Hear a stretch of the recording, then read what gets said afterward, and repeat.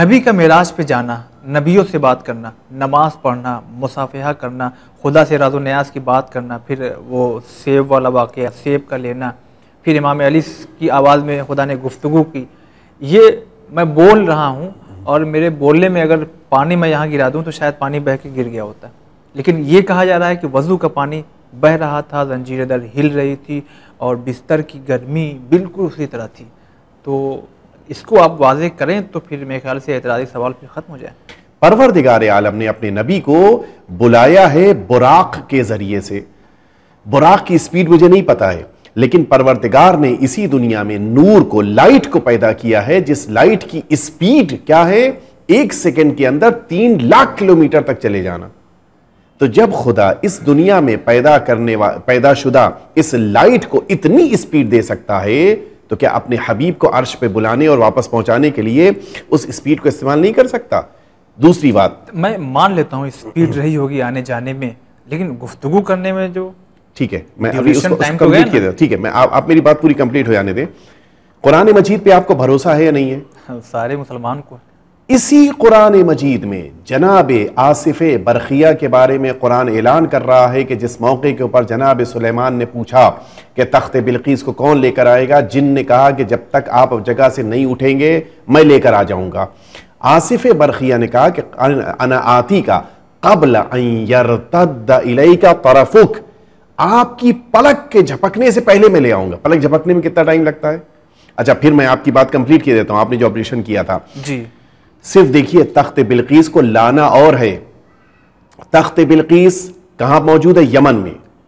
اور لانا کہاں ہے؟ شام میں. تخت بلقیس جس موقع کے اوپر جناب بلقیس نکل رہی تھی 7 کمروں کو میں لاک کر کے رکھی گئی تھی. یعنی ایک کمرے کا لاک، دوسرے کمرے کا لاک، تیسرے کمرے کا لاک، چوتھے کمرے کا. ٹائم لگے یا نہیں لگے گا؟ بالکل. 7 کمروں کا لاک کھولا جائے، تخت کو بلند کیا جائے، یمن سے شام لایا جائے، کتنا ٹائم لگے گا؟ ایک پلک جھپکنے کا.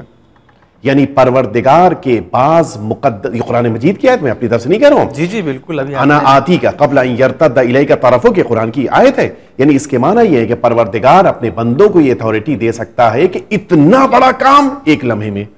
اسی طرح سے اگر پروردگار کے بندے کے اندر یہ طاقت ہے، کیا خدا کے اندر یہ اتھارٹی نہیں ہے، یہ طاقت نہیں ہے؟ اور آگے بڑھ جائیے. دیکھیے ٹائم کی لیمیٹیشن کہاں ہے؟ پروردگار نے 2 ملک بنائے ہیں، 2 جنگیں قرار دی ہیں. ایک عالم ملک ہے، ایک عالم ملکوت ہے. جی ملک وہ جگہ ہے جہاں پر ٹائم کی حکومت ہے. سورج کو اپنے ٹائم پہ نکلنا ہے، اپنے ٹائم پہ ڈوبنا ہے. جی چاند کو کب دکھائی دینا ہے، کب، یہ سب فکس ٹائم ہے. لیکن عالم ملکوت اس وادی کا، اس کائنات کا نام ہے کہ جہاں پر وقت نہیں ہے. میں ایک ایگزامپل دے دوں. پروردگار عالم کہہ رہا ہے کہ میدان محشر میں حساب ہوگا 1000 سال ایک آدمی کا. آپ کتنے سال کھڑے رہیں گے؟ آپ بتائیے.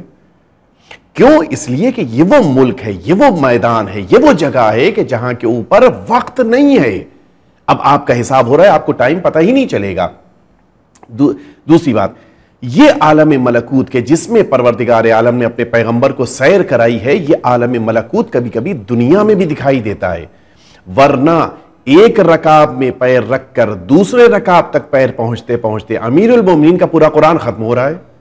اتنے شارٹ پیریڈ میں ایک قرآن ختم ہو رہا ہے. کیوں؟ یہ عالم ملکوت کا ایک اتھارٹی ہے. ایک وقت میں 70 جگہ کے اوپر امیر المومنین کھانا کھا رہے ہیں. کس بنا پہ؟ عالم ملکوت کی اتھارٹی کی بنا پہ. امام رضا علیہ السلام دنیا میں کہیں بھی زیارت پڑھی جا رہی ہے، ہر زائر کے بغل میں موجود ہے. کیوں؟ عالم ملکوت کی اتھارٹی کی بنا پہ. تو پروردگار اپنے اولیاء کو، اپنے نمائندوں کو عالم ملک کی اتھارٹی بھی عطا کرتا ہے. اسی طرح سے جناب رسالت مآب جب اس دنیا سے تشریف لے جا رہے ہیں، معراج پر واپس تشریف لائیں گے، معراج سے یہ عالم ملکوت کی طرف جا رہے ہیں. اب وہاں پر ٹائم ہے ہی نہیں. ہم دنیا میں محدود ٹائم کا حساب کرتے ہیں، خدا اس وادی میں لے کر جا رہا ہے جہاں پہ ٹائم کا تصور نہیں پایا جاتا.